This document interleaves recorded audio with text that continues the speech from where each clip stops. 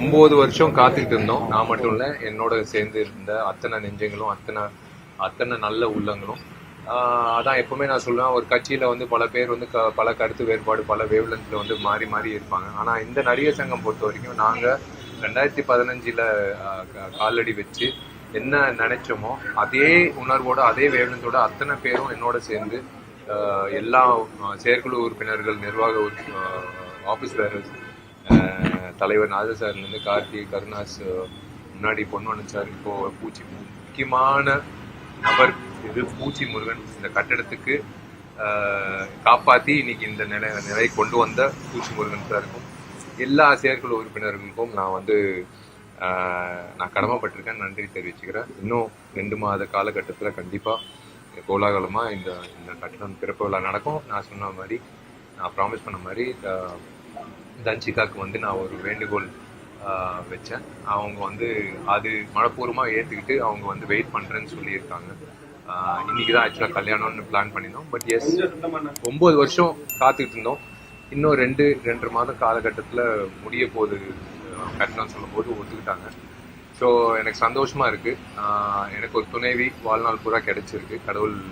கடவுளாக அனுப்பின ஒரு தேவதைன்னு சொல்லுவேன், தன்சிகா. ஸோ எங்கள் 2 பேரும் நீங்கள் எல்லாரும் வாழ்த்துவீங்கன்னு நான் நம்புகிறேன். கண்டிப்பாக நான் நம்புகிறேன். எல்லா அம்மாக்களும், நான் எந்த ஊருக்கு படப்பிடிப்பு போனாலும் ஃபஸ்ட்டு கேட்குறது, தம்பி எனக்கு புடவை கன்ஃபார்மாக உண்டு, எனக்கு பெரியவர்கள் எல்லாரும் எனக்கு வேட்டி சட்டை கன்ஃபார்மாக உண்டு, எப்போ கல்யாணம் தான் கேட்குறாங்க, எப்போ அடுத்த படம் ரிலீஸுன்றதுக்கு விட்டுட்டு இப்போ எப்போ கல்யாணம்னு கேட்குறாங்க. அத்தனை பேருக்கும் நான் கடமைப்பட்டிருக்கேன், நன்றி தெரிவிச்சுக்கிறேன். ஸோ இன்றைக்கி வந்து ஒரு நல்ல நிகழ்ச்சி நடந்தது. என்னோட என்கேஜ்மெண்ட் கூடிய சீக்கிரம் கல்யாணம் நடக்கும். So thank you all. மீடியாவுக்கும் நீங்கள் இவ்வளோ நேரம் நின்று காத்து, எனக்கு தெரியல எப்படி உங்களுக்கு நான் நன்றி சொல்லணும்னு தெரில. இன்றைக்கி வந்து எனக்கு ரொம்ப ஸ்பெஷலான டே, ரொம்ப சிறப்பாக இருக்குது. ஸோ எனக்கு பிடிச்ச விஷயங்கள் நான் பண்ணிக்கிட்டு இருக்கேன் காலையில் கிளம்புறதுலேருந்து. அது நான் விடுறது எனக்கு பிடிக்காது, தூக்கம் வராது.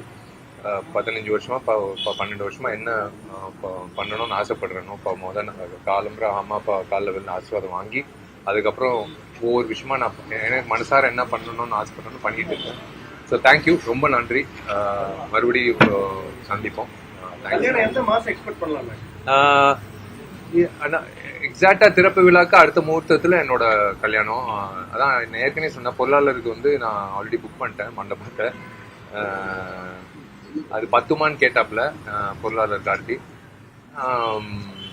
என்ன இருந்தாலும் வந்து நான் கட்டிடத்தில் தான் வந்து என் கல்யாணம் நடக்கும்னு நான் சொன்னேன்ல, அதுதான் வந்து நான் பிடிவாதம்னு சொல்ல மாட்டேன். அது என்னமோ தெரியல, எனக்குள்ள ஒரு சொல் மனசுக்குள்ள மண்டக்குள்ள ஓடிக்கிட்டே இருக்கும். அது கண்டிப்பா பேச்சுலர் லைஃப் சுதந்திர வாழ்க்கை, யாரும் கேள்வி கேட்க மாட்டாங்க. இனிமேல் எத்தனை மணிக்கு வந்தீங்க, என்ன செலவு பண்ணீங்க, காசுக்கெல்லாம் வந்த கேள்வி வரும்.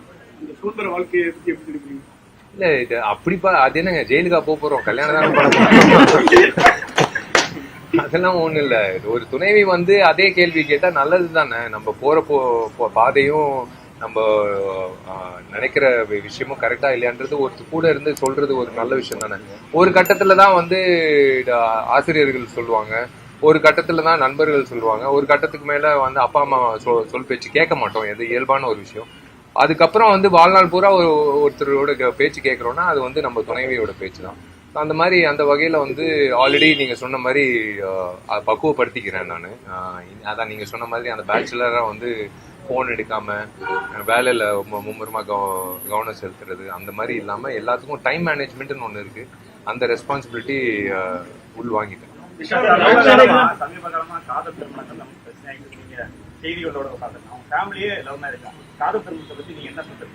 காதல் திருமணத்துல ஒரு விஷயம் நான் தான் சொல்றேன், there is good and bad in everything. Arrange marriage மட்டும் பெருசா வந்து எல்லா அரேஞ்ச் மேரேஜும் வந்து கோலாகலமா இப்பெல்லாம் நீங்க பாத்தீங்கன்னா, இப்ப எங்க அம்மா அப்பா வந்து 52 வருஷம் கல்யாணம் ஆகி இருக்காங்க. அது நான் வியந்து பாக்குறேன். இப்படி வந்து கேள்விப்படவே மாட்டேங்கிறோம் இந்த சமுதாயத்துல. இப்பெல்லாம் வந்து 15 வருஷம், அப்படியா 15 வருஷம் கல்யாணம் ஆகிருக்காங்கன்னா நம்ம வாய் பொழுது பாக்குறோம். முக்கியமான this institution is it depends, it takes 2 hands to clap. So காதல் திருமணம்ன்றது ஒரு புரிதல் வரும். ஒரே ஒரு விஷயம் என்னன்னா, whenever a friction happens, there is a reason behind that friction. அது என்னன்றது ஒரு ஈகோ இல்லாம வந்து வாழ்க்கையை வாழ்ந்துட்டோம்னா அது வந்து தாம்பத்திய வாழ்க்கை மட்டும் இல்ல, எந்த ஒரு விஷயத்திலயும் சரி ஈகோ இல்லாத ஒரு மனநிலை, ஈகோ இல்லாத ஒரு பிஹேவியர் இருந்தா ஆட்டோமேட்டிக்கா எல்லா ப்ராப்ளமுக்கும் ஒரு சொல்யூஷன் கிடைக்கும். ஒரு படத்துல கூட சேர்ந்து நடிக்கல, எப்படி காதல் வந்து இனிமேலா சேர்ந்து நடிப்பீங்க? இல்ல என்னன்னா, எனக்கு 16 வருஷம் நண்பர் தன்ஷிகா. ஒவ்வொரு நிகழ்ச்சி ஓயாம ஒவ்வொரு நடிகர் சங்க நிகழ்ச்சி நான் பொதுச் செயலாளர் என்ன நியமிச்சதுக்கு அப்புறம் எந்த நிகழ்ச்சி கூப்பிட்டாலும் ஃபர்ஸ்ட் வந்து நிக்கிறது தன்ஷிகா தான். எனக்கு எங்களுக்கு அந்த தாட்டே வரல 16 வருஷமா. பட் என்னவோ தெரியல, அது ஒரு காலிங்னு சொல்லுவாங்க, அந்த காலகட்டத்தில் நடக்கும்னு சொல்லி 2 பேரும் பேசிக்கிட்டு ஒரு டிரான்ஸ்ல எப்படி 15-16 வருஷம் நமக்கு தோணவே இல்லை. ஃப்ரெண்ட்லியா பேசியிருக்கோம். ஒரு விஷயம் நடக்கும்போது நீங்க எனக்காக நின்னீங்க ஒரு பிரச்சனைக்கு. அப்புறம் அந்த நிகழ்ச்சியிலலாம் எல்லா கதாநாயகிகள் கூப்பிடும்போது நான் மட்டும் ஒதுங்கி இருந்தேன். நீங்க என்ன கூப்பிட்டு மைக்கு கூப்பிட்டு நீங்க என்ன மேல மேடை கூப்பிட்டீங்க, அதெல்லாம் எனக்கு ஞாபகமே இல்லை. பட் அதான் கடவுளோட செயல் தான் சொல்லுவேன், கடவுளா அனுப்பின தேவதைன்னு நான் சொல்லுவேன் தன்ஷிகா. ஸோ அதான் எல்லாம் நல்லதுன்னு சொல்லுவாங்களா, அந்தந்த நம்ம ஒண்ணு நினைப்போம், ஆனா அந்த காலகட்டத்திலாம் முடியும். சேம் இந்த கட்டடம் தான் 3 வருஷத்துல முடிக்க வேண்டியது முடிச்சிருக்கலாம், ஆனா ஒருத்தரோட செயல்பாட்டுல வந்து தள்ளி போய் அப்படியே வந்து கொரோனா வந்து அப்படி.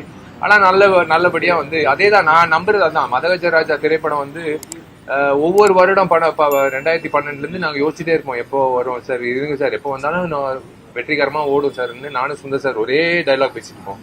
13 வருஷம் கழிச்சு ஒரு திரைப்படம் வந்து உலக சினிமா வரலாறுலயே வந்து பிளாக் பஸ்டர் ஆக்குன இந்த தெய்வங்கள் வந்து என்ன சொல்றது, அதை விட்டுருங்க, ஒரு கர்நாடிக் சிங்கரா என்ன ஏத்துக்கிட்டாங்கல்ல 13 வருஷம் கழிச்சு. அதுவே ஒரு அபூர்வமான ஒரு விஷயம் மைடியர் லவர்ல. சோ அதான் கடவுள் வந்து ஒரு பாதை அமைச்சு கொடுப்பாரு, அது நம்ம யோசிச்சு போயிடணும்.